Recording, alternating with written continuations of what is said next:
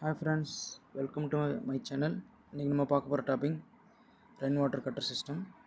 Rain water gutter சிஸ்டத்தோட drawing இது தான், ஃபேப்ரிகேஷன் ட்ராயிங். இந்த மாதிரி தான் நம்ம ஃப்ளாஷிங் வந்து கட் பண்ணி பெண்ட் பண்ணி ரெடி பண்ண போகிறோம். கட் பண்ணி பெண்ட் பண்ண ஃப்ளாஷிங் இது தான், டைமென்ஷன் படி பெண்ட் பண்ணியாச்சு. இப்போது ரெண்டு ஃப்ளாஷிங்கை ஜாயின் பண்ண போகிறோம். அதாவது ரெயின் கட்டர் சிஸ்டத்தோட ரெண்டு இதை வந்து ஜாயின் பண்ண போகிறோம்.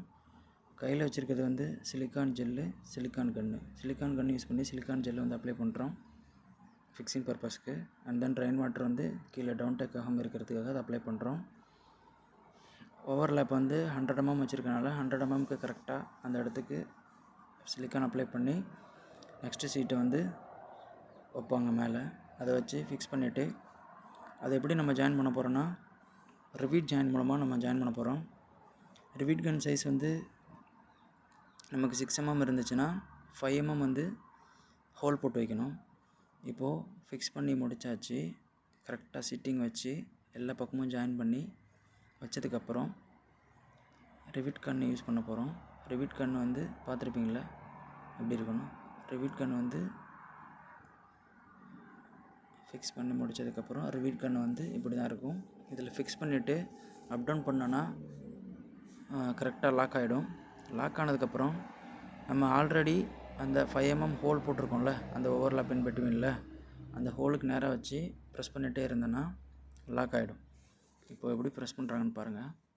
அதில் வச்சுட்டு அப் டவுன் பண்ணிகிட்டே இருந்தாங்கன்னா ப்ரெஸ்ஸிங்கில் லாக் ஆகிடும். நீடில் மாதிரி இருக்கிறது வந்து கீழே விழுந்துடும். இப்போது உள்ளே பார்த்தீங்கன்னா அந்த ஜாயினிங் தெரியும். இது வந்து ஹோலு லாஸ்ட்டில் இருக்குது பார்த்தீங்களா, அந்த ஹோல். அதுக்கப்புறம் ஜாயிண்ட் ஆகிருக்கு ரிவீட். இதுதான் ரிவீட் ஜாயிண்ட்டு. இப்போது அதே போல் எல்லாமே சர்டன் அமௌண்ட் ஈக்குவல் அமௌண்ட் வச்சு ஹோல் போட்டுட்டு ஜாயின் பண்ணி அடிக்கிறோம். ஜாயின் பண்ணி அடித்ததுக்கப்புறம் மேலே எரெக்ஷன் கொண்டு போகிறோம்.